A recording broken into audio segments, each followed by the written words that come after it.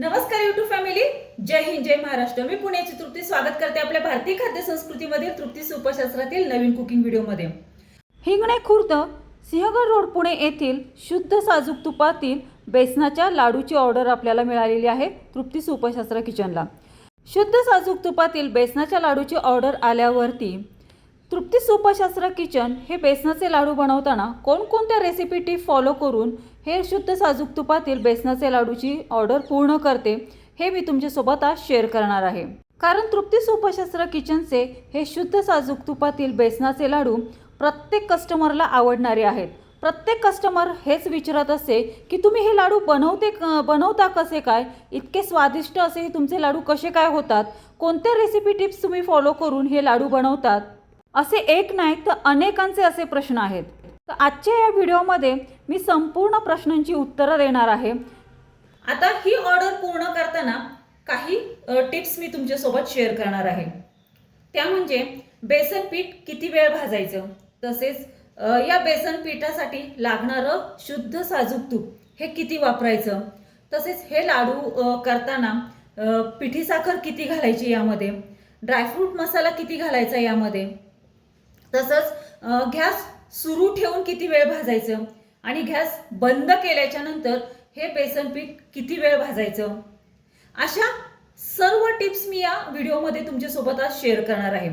तसेच या सर्व टिप्स सोबतच खास अशी एक टिप मी या व्हिडिओमध्ये तुम्हाला सांगणार आहे, या व्हिडिओच्या दरम्यान सांगणार आहे की ती खूप अगदी महत्त्वपूर्ण टिप आहे।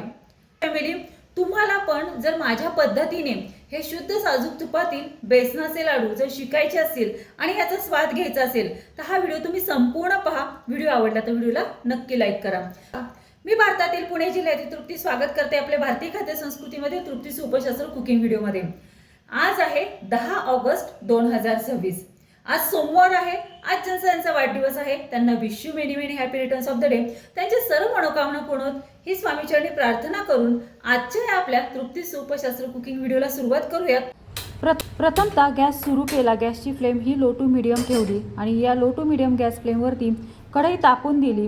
नंतर कढईमध्ये 40 ग्रॅम गाईचं शुद्ध साजूक तूप घातलं आणि यामध्ये बेसनाचं पीठ घातलं 300 ग्रॅम। 300 ग्रॅम हे पीठ 15 मिनिटं लो टू मीडियम गॅस फ्लेमवरती या कढईमध्ये परतून घेतलं। बेसन पीठ लो टू मीडियम गॅस फ्लेमवरती 15 मिनिटं भाजल्याच्या नंतर पहा अशा पद्धतीने ह्या बेसनाच्या पिठाचा कलर आलेला आहे, सुंदर असा खमंग अरोमा सुटलेला आहे घरभर। आता या भाजलेल्या पिठामध्ये ड्रायफ्रूट मसाला घातला, 2.5 चमचे ड्रायफ्रूट मसाला घालून पुन्हा बेसन पीठ हे 5 मिनिटं भाजून घेतलं। नंतर गॅस बंद करून 5 मिनिटं बंद गॅसवरती ह्या गरम कढईमध्ये हे बेसन पीठ भाजल्याच्या नंतर अशा पद्धतीने तयार झालं। नंतर थोडंसं असं थंड होऊन दिलं। मग यामध्ये 300 ग्रॅम पिठी साखर घातली। 300 ग्रॅम पिठी साखर घातल्याच्या नंतर झाऱ्याच्या साहाय्याने पिठी साखर आणि हे भाजलेलं बेसन पीठ संपूर्णपणे एकजीव करून घेतलं। इथे ना खूप महत्त्वाची अशी टिप सांगते मी, ही टिप सगळ्यांनी लक्षात ठेवा। जर ही टिप तुम्ही लक्षात ठेवली ना तर बेसन पीठ भाजताना आहे ना त्याचे गिठोळे अजिबात होणार नाही, व्यवस्थिशीर असं हे बेसन पीठ भाजलं जाईल। पहा, नेहमी बेसन पीठ भाजताना आणि साखर एकत्रित करताना झाऱ्याचा वापर करायचा। झाऱ्याचा वापर जर तुम्ही केला तर बेसन पीठ भाजताना अजिबात गिठोळ्या होत नाही आणि जेव्हा आपण बेसन पिठामध्ये साखर ॲड करतो तेव्हासुद्धा झाऱ्यानेच ती साखर आणि बेसन पीठ एकत्रित असं मिक्सअप करून घ्यायचं, म्हणजे दोन्ही व्यवस्थिशीर असं मिक्सअप होऊन जातं आणि गिठोळ्यासुद्धा होत नाहीत अजिबात। तुम्ही व्हिडिओमध्ये पाहिलं असेल, पहा संपूर्ण हे लाडू बनवताना बेसनाचे झाऱ्याचाच वापर केलेला आहे मी, त्याच्यामुळे मस्त असं हे बेसनाचे लाडूचं मिश्रण तयार झालेलं आहे। पहा, साखर आणि भाजलेलं बेसन एकत्रित केल्याच्या नंतर यावरती झाकण ठेवून हे लाडूचं मिश्रण पूर्णपणे असं मुरून दिलं। एक 10 ते 15 मिनिटं। 15 मिनिटानंतर ह्याच्यावरचं झाकण काढलं आणि अशा पद्धतीने हे बेसनाचे लाडू वळायला सुरुवात केलेली आहे। तर सुंदर असे हे बेसनाचे लाडू आपले शुद्ध साजूक तुपातील वळल्या जात आहेत। मी इथे तुम्हाला छोटासा असा लाडू हे करून दाखवते। पहा किती सुंदर असे हे आपले बेसनाचे लाडू झालेले आहेत शुद्ध साजूक तुपातील, अजिबात टाळ्याला चिकटत नाहीत। तोंडात टाकताच हे अगदी विरघळून जातात पहा. असे हे आपले तृप्ती सुपशास्त्र किचनचे शुद्ध साजूक तुपातील बेसन लाडू आहेत. त्यामुळे तृप्ती सुपशास्त्र किचनचे हे शुद्ध साजूक तुपातील बेसनाच्या लाडूला आता मागणी वाढायला लागलेली आहे. तर पहा इथे आपण हे ऑर्डरचे लाडू आपण हे पॅकिंग करत आहोत या कंटेनरमध्ये. इथले जवळचीच हिंगणीचीच ही ऑर्डर आहे, त्याच्यामुळे या कंटेनरमध्येच मी ही पॅक करत आहे. हिंगणे खुर्द सिंहगड रोड येथील ही ऑर्डर आहे आपली.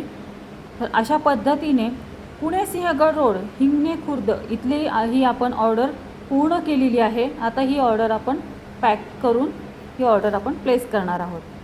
तर यूट्यूब फॅमिली, तुम्हाला पण आपल्या तृप्ती सुपशास्त्र किचनचे हे शुद्ध साजूक तुपातील बेसनाचे लाडू जर ऑर्डर करायचे असतील तर तुम्ही ऑर्डर करू शकता.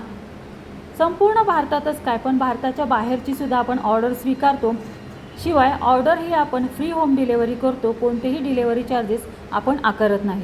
जर तुम्हाला पण आपल्या तृप्ती सुपशास्त्र किचनचे हे शुद्ध साजूक तुपातील बेसनाचे लाडू जर ऑर्डर करायचे असतील तर डिस्क्रिप्शन बॉक्समध्ये मी ऑर्डर नंबर देते. त्या ऑर्डर नंबरवरती तुम्ही हे शुद्ध साजूक तुपातील बेसनाचे लाडू तृप्ती सुपशास्त्र किचनचे ऑर्डर करून मागवू शकता. जशी तुमची ऑर्डर येईल त्याप्रमाणेच हे शुद्ध साजूक तुपातील बेसनाचे लाडू आपण बनवून तुमच्यापर्यंत ती ऑर्डर प्लेस करतो. अशा पद्धतीने ही पुणे सिंहगड रोड खुर्द हिंगणे येथील ही ऑर्डर तयार झालेली आहे. यासोबतच शुद्ध साजूक तुपातील साखरेच्या पाकामधील रवा नारळाच्या लाडूची सुद्धा ऑर्डर होती, तर ती सुद्धा तयार झालेली आहे. अशा दोनही ऑर्डर आपल्या तृप्ती सुपशास्त्र किचननी तयार केलेल्या आहेत आणि ही ऑर्डर अशी पॅक केलेली आहे. तर यूट्यूब फॅमिली, कसा वाटला तुम्हाला आजचा आपला भारतीय खाद्यसंस्कृतीमधील तृप्ती सुपशास्त्रमधला कुकिंग व्हिडिओ? आवडला का तुम्हा सर्वांना? भेटूयात आपण अशाच नाविन्यपूर्ण योग्य प्रमाणबद्ध भारतीय खाद्यसंस्कृतीमधील तृप्ती सुपशास्त्र कुकिंग व्हिडिओमध्ये नवीन पदार्थासोबत.